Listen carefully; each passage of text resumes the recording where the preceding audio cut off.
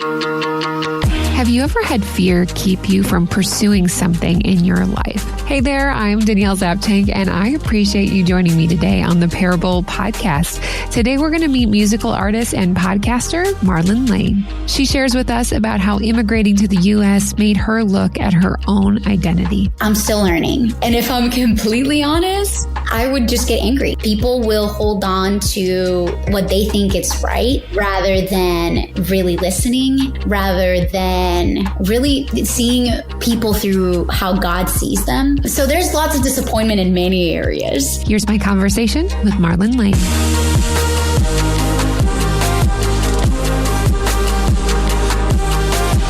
I am thrilled to introduce you to one of my new friends, Marlen. And you are an artist, and you have a single. Is that what they call it these days? Yes, an EP? yes. I don't know.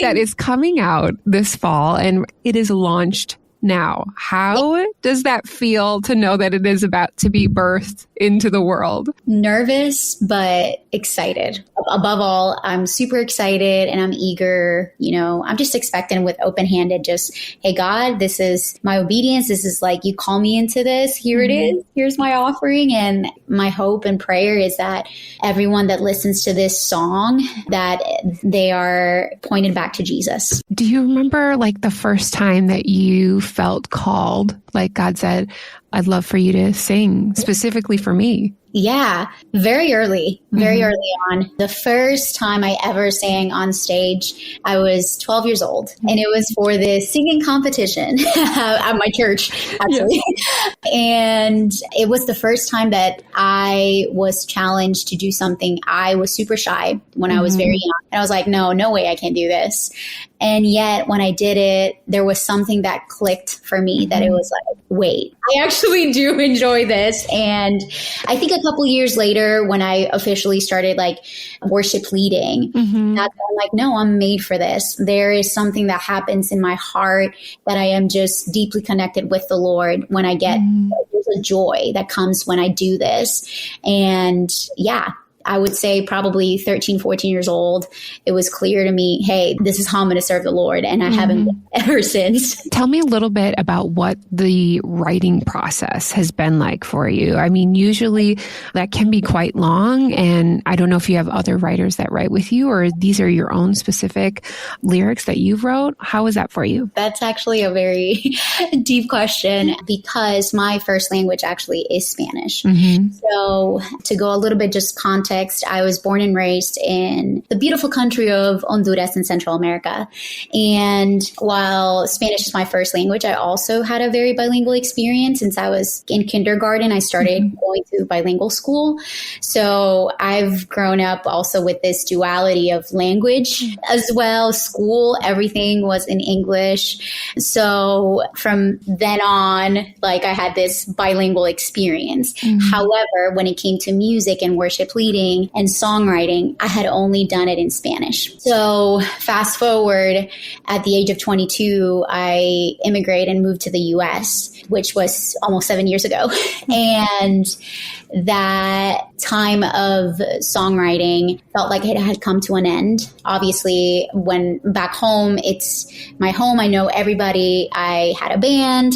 I had friends. When it comes to specifically songwriting, I really, really enjoy doing songwriting with other people as well. Yeah. So my siblings, I come from a super musical family. So a part of my first album and production back in my home country, my mom was included. My mom she's a beautiful singer, songwriter as well. My siblings, my brother plays multiple instruments. My sister sings as well and is a terrific songwriter. So it became kind of like a family project. Yeah. And I had another dear friend from church. He also came alongside, and, it takes a village. It truly does. And then fast forward to me being here, not having that, really felt like, oh yeah, no, I can't do this on my own. No way. And yet then God brought a very special friend who she went to college here for songwriting. And through our friendship, she one day asked me, she's like, hey, have you ever considered writing in English? And I'm like, it intimidates me. Even though I'm fully bilingual, it's not my first language, but I do know that there are things that I do want to share. But I think fear has kept me from really pursuing it and really going after this part of my life that I was doing fully and very passionately and pursuing it. And there's more things that come before in the midst of all of this. But then she's like, would you want to come over and let's write? Yeah. And it was in that living room that we started writing. We wrote a whole song in one sitting, and we both looked at each other and we're like, wait, what? This was incredible. Let's do it again. So this was last year, April or May of last year. And what started with one song, because then she was like, okay, let's make this a single. And I'm like, okay, yeah, let's do that. That sounds exciting. Initially, it was going to be one single, one song. And then we were like, wait, there's more. So then we're like, okay, how about we write 3 or 4 songs? And then it became an EP, which is an extended play. An EP, it's usually 3 to 5 songs max. So it's like a shorter production.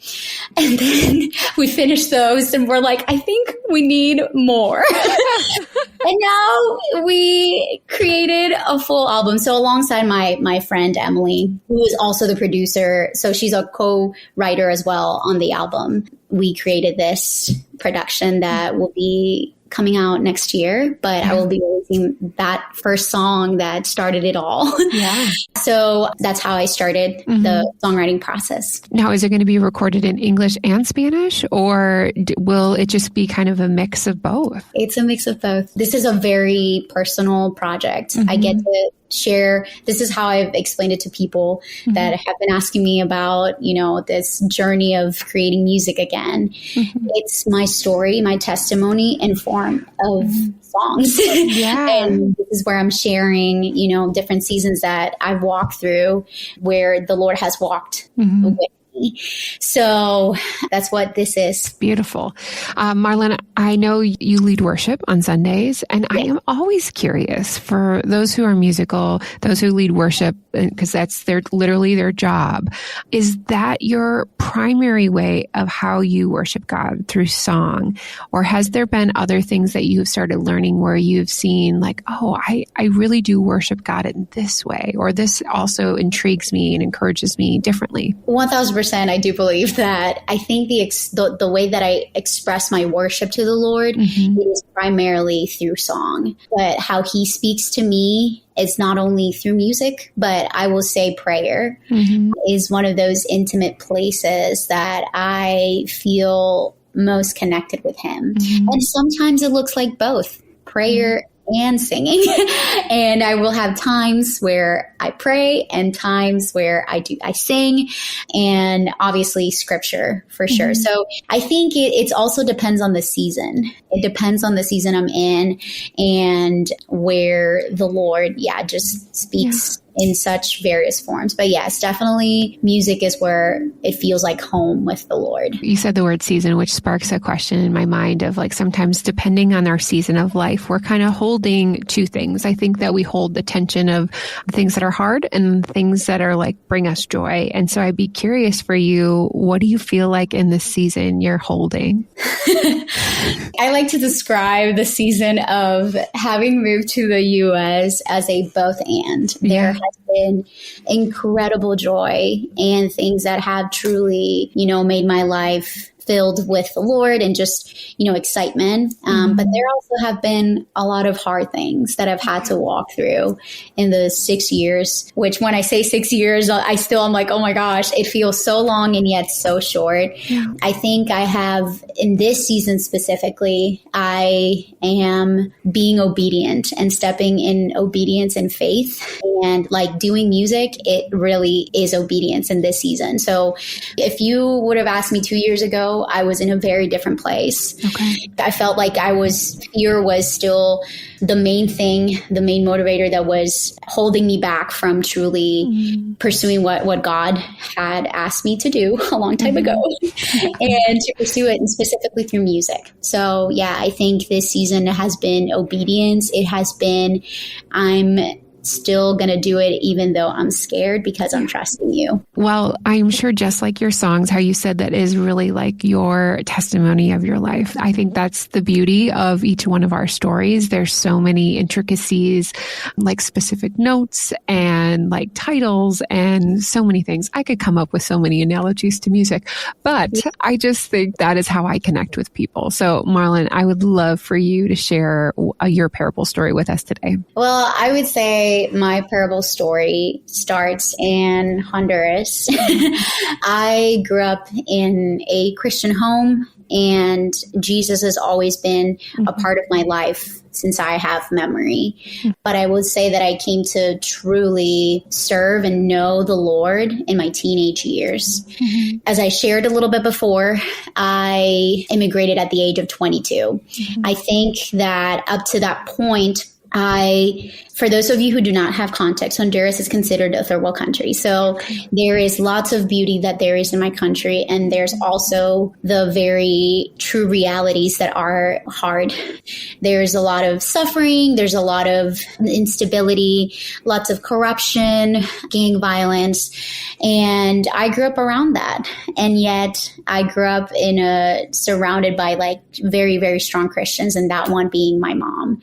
So my mom is my main, she discipled me and she is the reason why the one person God used to really show me who Jesus is. And I think as we continue to grow, identity is we don't realize how much our surroundings really form how we see ourselves. And I think I really didn't fully understand that until I moved, and I was removed from what for me was normal. And I grew up with, I grew up with my family. I come from a very tight-knit family. So we are all that we have, and we are there for each other always. So for me, moving at 22 meant leaving all of that. What was safe, I was comfortable in my sometimes uncomfortable reality. What was home looked very different in this context. While obviously there are many things that my life changed for the better, there was aspects of safety, that I had never experienced before. Financial opportunities, resources, access that it seemed overwhelming. I was like, oh, wait, that's a thing here. Okay. So it just came with lots of challenges of, oh, wow, I have to start over. And I was also the first one in my family to immigrate. And that meant I didn't have a footprint of what immigrating to a new country looks like. So arriving here, it was filled with the both and. That's why I said my life has been both and. There's been lots of beauty, but also lots of hardships. And at 22, I also got married to my husband. That's the reason I immigrated here. So I'm starting new marriage. I'm starting just everything is new, even though I am fully bilingual and English is something I'm able to use to communicate culturally. I was not prepared for the differences that there were going to be. I come from a collective community-minded people, and I have found that here in this context, it's more individualistic. So it shocked me at first, and I truly didn't know how to proceed. And that led to sort of identity crisis because I didn't know where I fit in. I hear the things people say about immigrants. I hear the things, or even when I introduce myself and they ask me, where are you from? And I tell people Honduras. And their body language changes. For some people, it was, I think, just more surprising. I don't fit this box of what people think immigrant is. I get the common question of, oh my gosh, your English is so good. Wait, how is that possible? And while I understand that probably the immigrants they've met in their lives have accents, which I think accents are beautiful. I mean, the fact that someone can speak another language is astonishing. It's hard to learn a new language. But anyway, yeah. So it was just firehouse information of experiences of things that I had never experienced before in my context in my country. So it was truly overwhelming. And it's interesting how the enemy is very sneaky, and this is grounds for him to really run rampant with lies. Then he started filling my mind with, oh, this is how people expect for you to be. This is are the things like now I also became a minority. When I was majority in my country, majority culture in my country, I become minority. I become Latina, all of these other identifiers that at first were so loud that it was easy for me to also see myself through that lens. I'm like, oh, then that means I'm not as good enough because that's what people are expecting. Yeah. Or the stereotypes that people have of immigrants, we're uneducated. So when I share I have a college degree and I had it and all of my education happened in my home country, it's this surprise of like, oh, we just thought, there is poverty and it's very extreme and it's in different contexts and levels than you see here. And yet there is lots of educated people too. There's lots of things that people are just surprised. And one of those lies, I think, it was also like, I am not good enough. I think at the core of everything that came out through like, well, maybe you're not smart enough. Maybe you're not talented enough. And I think that that's the biggest one, even though no one audibly told me you're less than this. Yeah.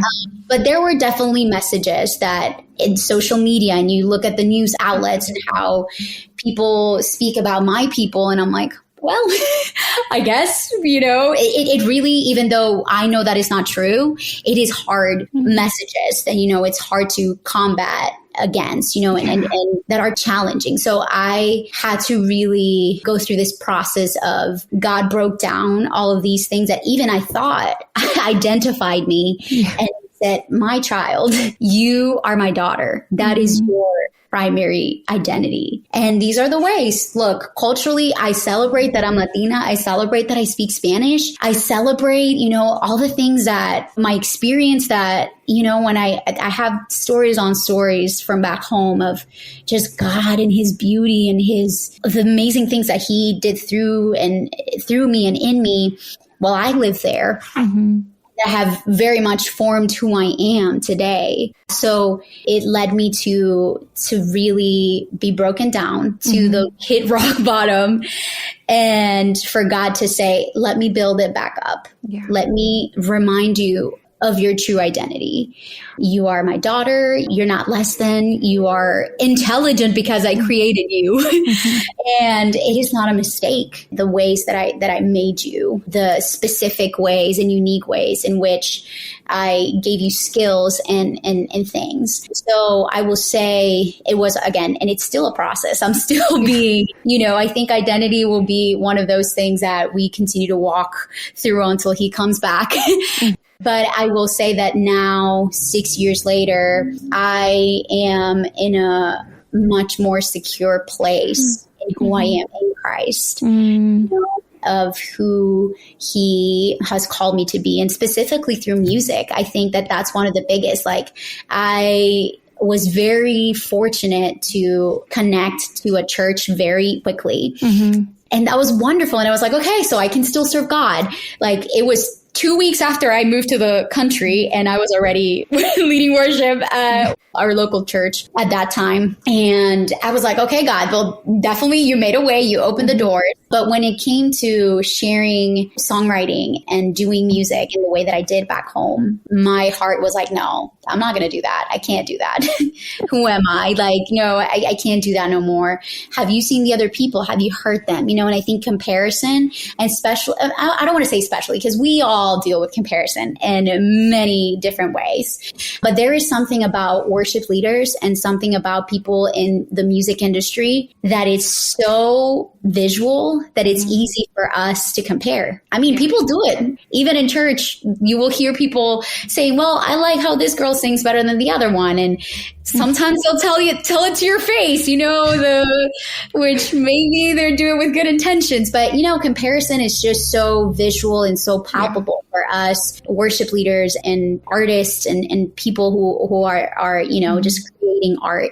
And that's where we have to remember of our assignment and what God has given us. And I think God had to deal with a lot in my heart too. I think there was even a little bit of pride. I have to go back to starting over. Like, I don't know if I can, I don't even know if I have the energy, or I really don't know where to start. And then God had to really lovingly be like, I got you. Yeah.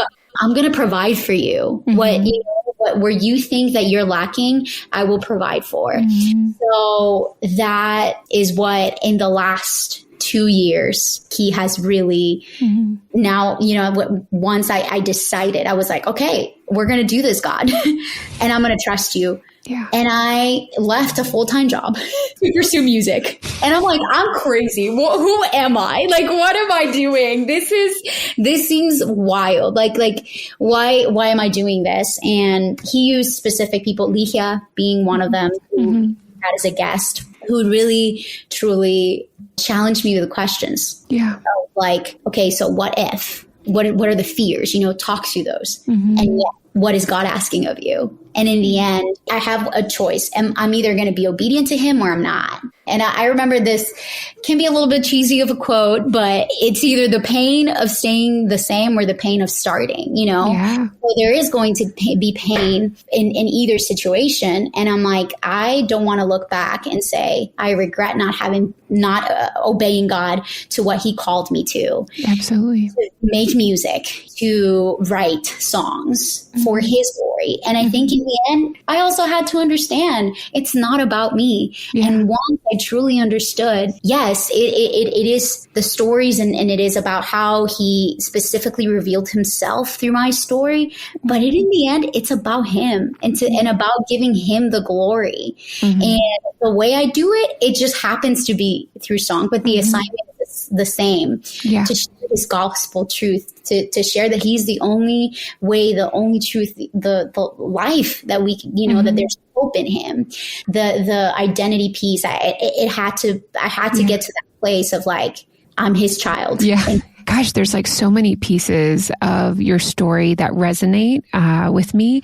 And also it just made me think, like, I have so many questions. One, I want to say thank you for sharing your immigration journey, because I think that is why stories matter. When we don't have the context for something, whether it is about immigration or it is about alcoholism or something that we just don't understand, because we are not living in proximity with someone, it's easy to judge. It's easy to hear a news story and assume that it is true, or not really have all of the facts. And when I get to hear people's story like this, it gives me it helps me just take it down a notch, Danielle. Remember, we don't need to be prideful. We need to come into this world open-handed. And how can we love our other brothers and sisters? So thank you for sharing that. I really appreciate that. Marlen, when you think about, your identity, because you said that word so many times, that's good. That's good, because we see that is what God is teaching you through this. In addition to talking with other people, there was this develop that you had to walk through of, stripping things away, getting that truth back in, reminding it for yourself. What did you feel like was maybe some of the best pieces that you had to work through? What was that process like of development? Because, you said this was over the course of a good amount of years. I will be completely honest. I think the first 2 years, I went into this deep depression that I had never experienced anything like that. I was like, oh my gosh, I can't shake this off. I am feeling this deep sadness, but so deep that I don't even can comprehend, and it's not going away. So I remember looking at my husband and I told him, I think I need help. And I think it was the first time where I was like, so therapy is something very stigmatized in my culture. Yeah. So the idea of it was like, no, I don't need that, because I have God, right? And I think that's the misconception that I also was part of the journey where God was like, no, I have given you other tools. And one of those happens to be therapy. Yeah. And let me tell you, it's great.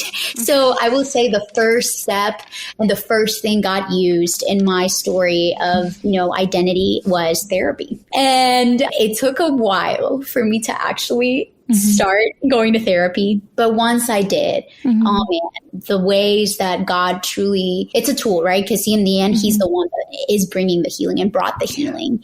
But he used it in a powerful, mighty way to help me connect things and trauma in my story that I had experienced, whether it was being in the church space. I'm also a pastor's kid. So, I am a gun survivor. I have experienced kidnapping. So like those very traumatic experiences that I didn't know how to cope with, my body and my mind were not equipped. I hadn't connected those two. So once I gained language to say, that was trauma. Because for me, even I normalized that. I'm like, oh yeah, no, we all experience that. Like, and when you grow up in my context in my country, there are things that are just that are normal. You come here in this context, people are like, no, that's not normal. That's not, that's called trauma. And I'm like, okay. Let's give it language. But it truly gave me so much language, and it allowed me to connect the dots. Yeah. Of so many aha moments of like, oh God. So it was equally hard to connect those, but at the same time to trace God's hand and see God through all of it and be like, oh, and yet I was supposed to die. And yet you saved me, Jesus. Like, I'm not supposed to be here. I'm a miracle. You're a miracle worker. Like when we talk about miracles, I'm like, I'm a miracle. I'm not supposed to be here. I was supposed to be dead 9 years ago. So I'm so appreciative, and I'm a huge advocate of therapy. So I think that was one of the first pieces. Yeah. But then I will say the other specific thing he used was community. And there was one specific Bible study that we were walking through with a group of friends. Yeah. And this was almost 3 years ago. And it was about Jesus and women. And there was something with that study in particular. My husband and I had just walked away from one of the churches, and there was a lot of disappointment too. There that we were walking through that again shook me a little bit and was like, oh, okay, here comes like identity, being attacked and just in those manners of like, oh, what is this? But there was something specifically that God did through that Bible study that he just like opened my eyes like, no, we can't put our hope in people. Like, look, there's no perfect church. There's no perfect leaders, but Jesus, and you will find the way. So I think it was like just a fire reignited in my heart that really led me to pursue him deeper, to really, I think I landed on a place of like, I no longer put my hope and my faith of calling myself a Christian attached to anything but him. Yeah. So once I separated, like my faith in Jesus is not dependent on people, because people will always disappoint me. Yes. People will always fail me. Yeah. Even my husband, I love him. And look, that man loves me well. And he is an amazing husband, but he also fails me. Or my mom and my family, like they love me deeply, but nothing compares to God's love. And I think that me walking that out, and then pursuing him. So then I think that from that consistent pursuit is where he continued to, okay, you're walking with him. I'm seeking him. I'm pursuing him. We always all have hardships, but now it's easier for me to go to him first when I am walking through all of that.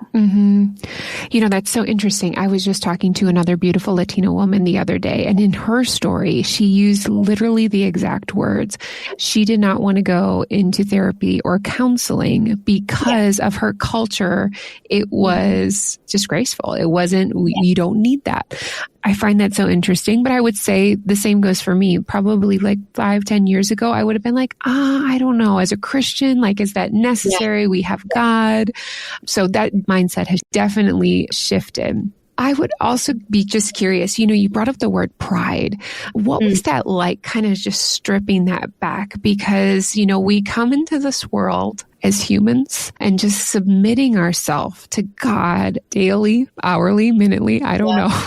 It is a challenge. Why is that so difficult? Maybe for you, or as you have walked through this journey, why does pride just keep coming up over and over? Oh, that's a really, really good question. I would say for me personally, one of the reasons I mentioned pride is because I think that sometimes we can assume pride can only come out in very abrasive ways. Like, with a prideful person, we think of someone that's stuck up and just going to have this air to them. But for me, how pride was revealed is in fear and insecurity. And I truly, at first, didn't know how those two connected, but I'm like, me being prideful that I am not pursuing who God created me to be, who He says I am. And insecurity can be a form of pride because we are not walking either in who we are, because we're comparing ourselves and we're seeing other people's gifting. We're seeing, oh, she sings better than me. Or in what I think better is, right? Because better is very subjective. But yeah, even comparison is a form of pride, because it's attached with entitlement of well, I should sound better. Well, I should have that. Why don't I have that? And I think that that's how it specifically was revealed to me. It was oh, you're being prideful too. Why are you concerned of how they sound or what they have, while God is really, He planted you here. Look right here. Yeah. Look at what He has given you. Look at the things and where He's leading you.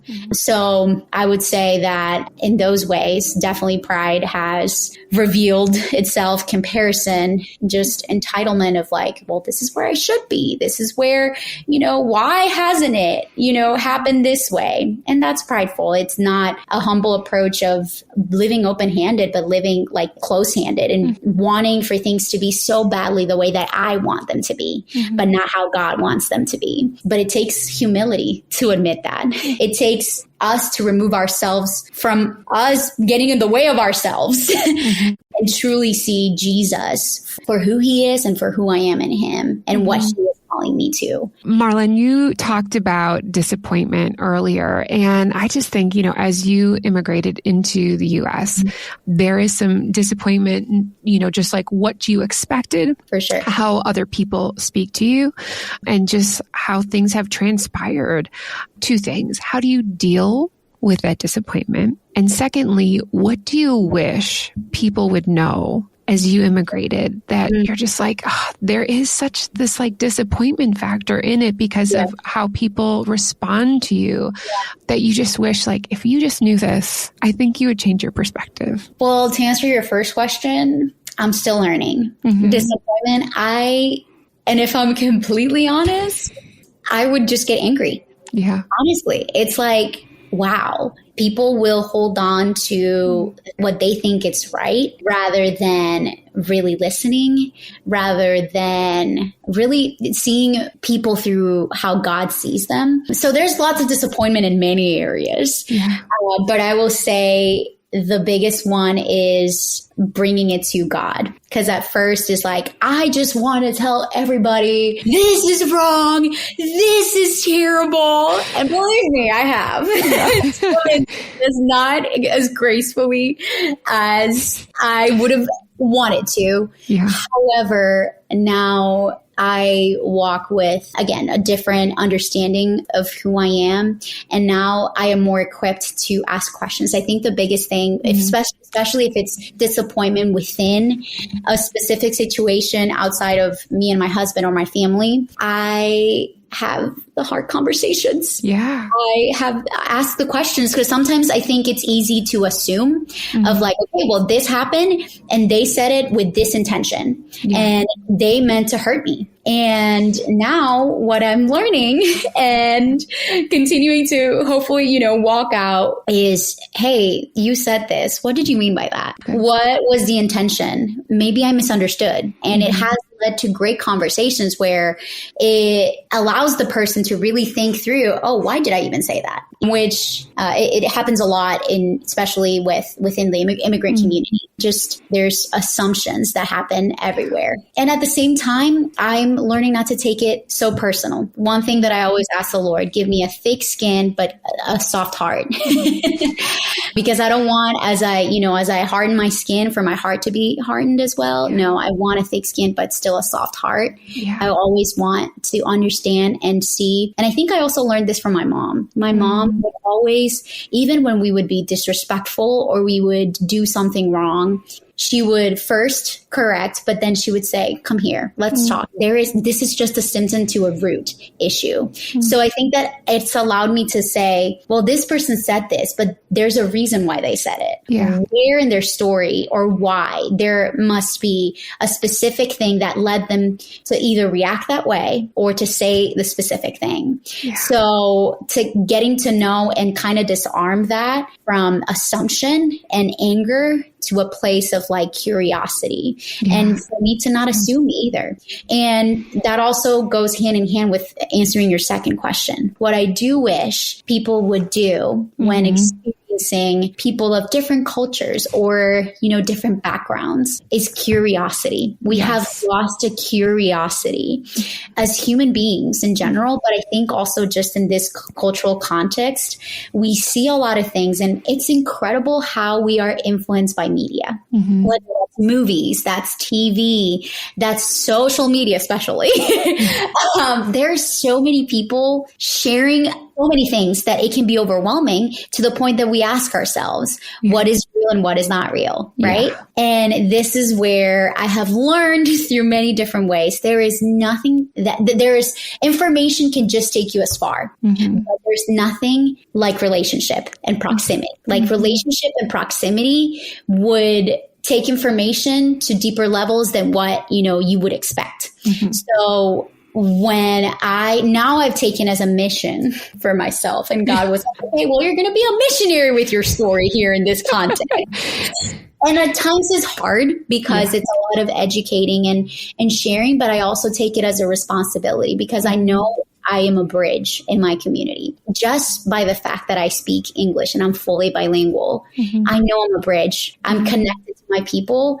And I'm like, here are our stories. Here are our stories. This is our pain, but look at the hope. Look at the resilience. Look at Jesus through us too, because God is a creative God and he created all of us specifically and allowed for things to, in the world to happen in the way they did. So I would say curiosity and get to know people's stories. And I think that that's why you doing this and making space for people to know stories, it truly takes away assumptions that we've made. And we only have a frame of reference, right? I know that when people meet me, this is how it usually goes. Like, oh, you're from Honduras. And here's the reality. There's a lot of missionaries that go. So usually I know people, oh, I went on a mission trip to Honduras.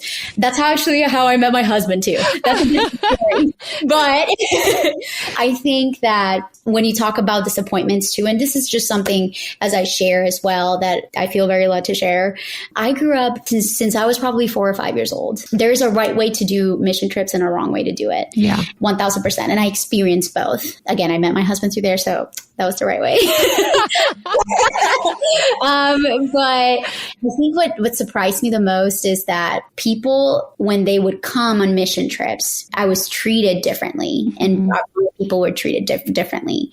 But when we're on their home turf, so I'm like, oh, now we're in your territory and we're not fully welcomed, but we welcomed you in our homes and we fed you and we gave up our beds for you because that's what we do, right? We serve brothers and sisters in Christ. But again, then becoming an immigrant and then also becoming an issue that people like a matter, like, you bring the word immigration and people tense up. What? Never. Yes, never. Right. And I'm like, well, and even like, if I can share as well, that is why one of my dear friends, Anna, who was born and raised here in North Carolina, we felt very led to share about immigration. And I'm like, are we crazy? But I'm like, no, because we're not talking politics. We're depoliticizing this very matter that at the center of it, there is people. Here are stories. And that will help understand who we are, because any news, any information that you will find out there will always be incomplete to what the real story is. So good. This was such a lovely conversation. I appreciate your perspective so much. Can you let us know, what is the name of your album coming out? Actually, that's kind of a secret right now. No, but I can share with you the song that I will have out by this point is called Your God, My God. So this is now available. Yes. So exciting. Please listen. Marlen, if they wanted to connect and reach out to you, how can they do that best? So I will say the quickest way would be on Instagram. That's the main social media outlet I use. So you can find me there as Marlen_Sarai. And I know you said you were going to share that. So yeah, you can find me there. DM me. Would love to connect for sure. My website, and it's going to be saraimusic.com. Those are the best ways to reach out to me and stay in contact. And the song is out. It's available till it's going to be streaming where music is played. So Spotify, Apple Music, all the outlets out there. Yes, it's so exciting. I can't wait for this next season and hear all about what it was like to just like watch this happen. So thank you so much for being on the Parable Podcast today. Thank you so much for having me. Even though we've been here, shed a lot of tears here, spent a lot of years here. My God, lead me through the darkness when it all seems hopeless. I'm hearing no like noise. Your God, my God. Your God, my God.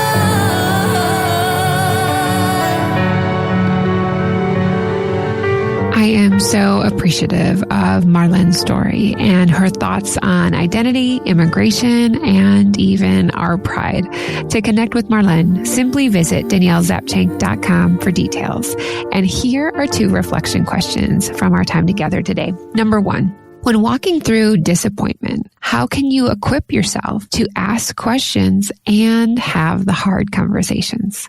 Number 2, in what ways or conversations can you add in curiosity to your day? As always, the editing skills that go into the production of the Parable Podcast are all my husband. Thanks, babe. We appreciate you so much. I am so grateful that you took the time to spend it with me. Remember, your parable showcases how God uses fear so we can obediently step out in faith. We'll see you back again next week on the Parable Podcast.